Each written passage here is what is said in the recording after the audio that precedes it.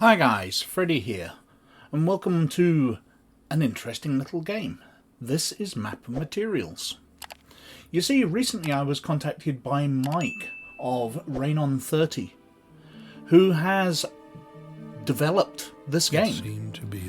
Basically, in January 2020, he decided to develop a game.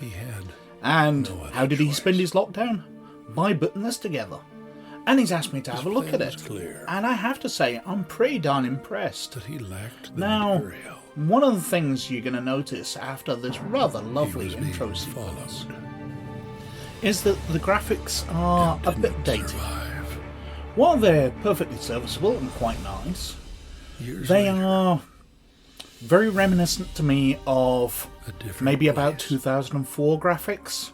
This is similar graphic styles or quality to like the Knights of the Republic game, which is very, very good. That game holds its stead, and there's nothing wrong with the graphics here. Remembering, of course, that this was just done by one guy.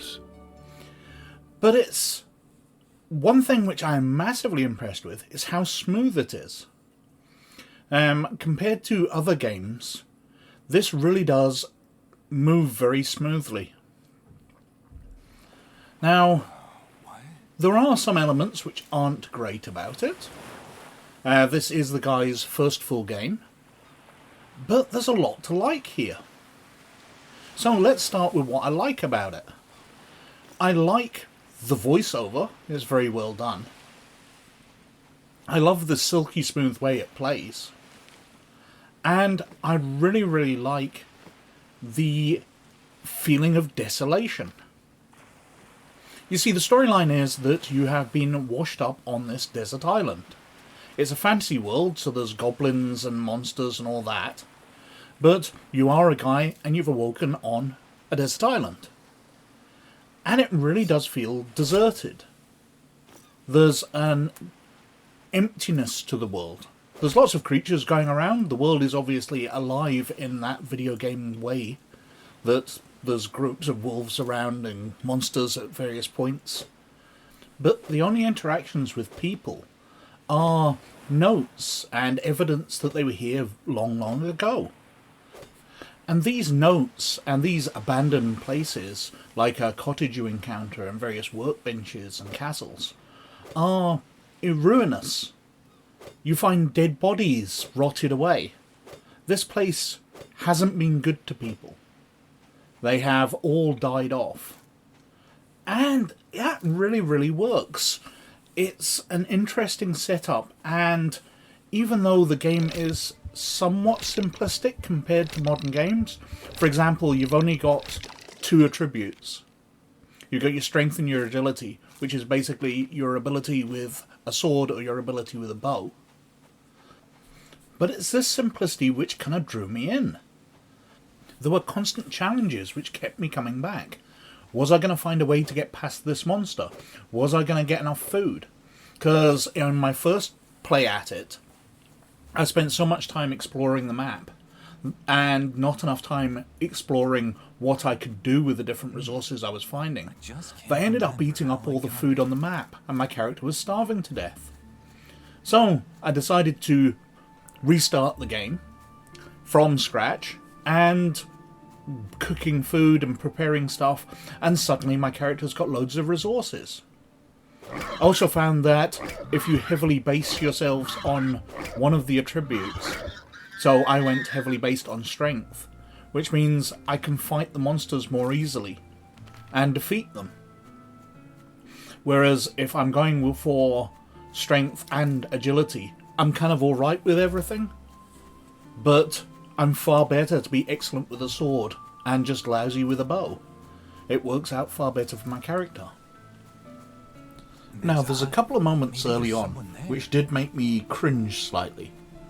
Firstly, when you're starting off at the beach, the fact that the 2 outlets to the General Sea, in case you decided you wanted to swim away, are guarded by very static sharks which just block them.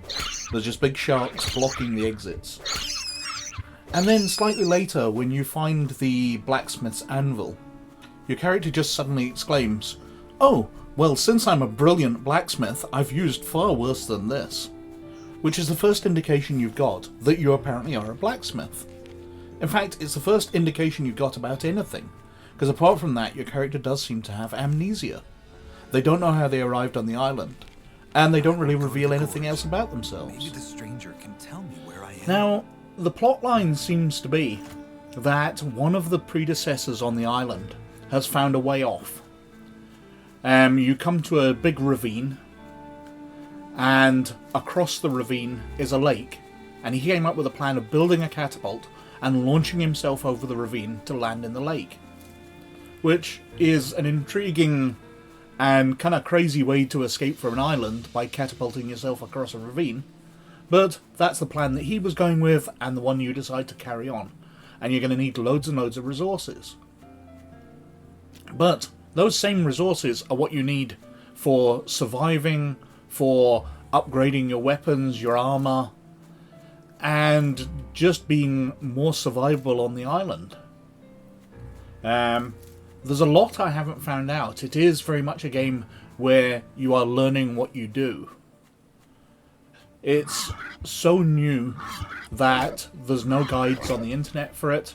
So, for example, I have no idea how to make a torch.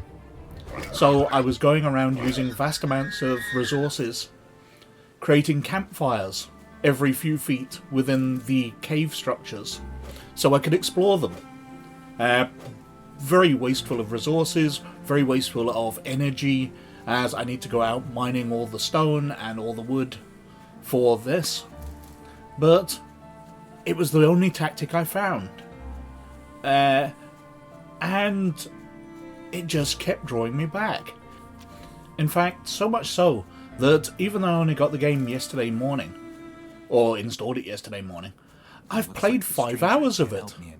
And that's quite a feat for a game to drag me in. I'm very much one of those people that sticks to an old game and doesn't try a new one much until I'm really looking for something new. But this game really drew me in. I'm constantly being met with puzzles and finding a way past them. They're very simplistic puzzles. There's nothing too complex. It's how am I going to fight this big monster with the tactics I've got? How am I going to get resources together? What am I going to do here? Should I try exploring this place? Nothing too complex, but everything just keeps drawing me back in. And what a crazy it's plan. A fantastic first game. Try to find I a map. must congratulate Mike at Rain on 30 for what he's done here. And while I don't know how much longer I'll be playing this game, because it always feels like I'm on the edge of having played everything the game's got to offer when I find something more. The puzzles are leading me onwards. I'm finding new areas, I'm finding new biomes, and suddenly I'll end up playing it for another half hour, another hour, because I have just found something new in it. And I think that's a really strong sign of an excellent game. Also, the fact that there's no progress meter means I have no idea how close to completing it I am. It could be that I just need to find one more thing, and then that will be me completed the game. Or perhaps catapulting myself into that lake is only the next step, and there's a lot of quest beyond that. What am I going to find beyond that on the island? There could be entirely new areas. And the game just keeps drawing me back with that, because am I 10% into it, or am I 90% into it? Who knows? And that makes it feel very old school as well. The fact that there's no mission markers, there's no map which shows you where everything to be found is, the fact that there's no percentage completion, you're being thrown very much into this world and having to deal with it. Just having to work out what you're doing. Now, as I said, I've had a few misstarts in this game because I had no idea what I was doing next. But I've really enjoyed it. So I guess that's all I should really say about it. Map of materials, it's a bit of an old school game, but it's a whole load of fun. I've really enjoyed playing through it. So thanks to Mike at Rain on 30, the game's available on Steam. I'll put a link to the Steam page down below so you can check it out. And thank you very much for watching. But, as always, most of all, you look after yourselves, and I'll catch you later. Bye now.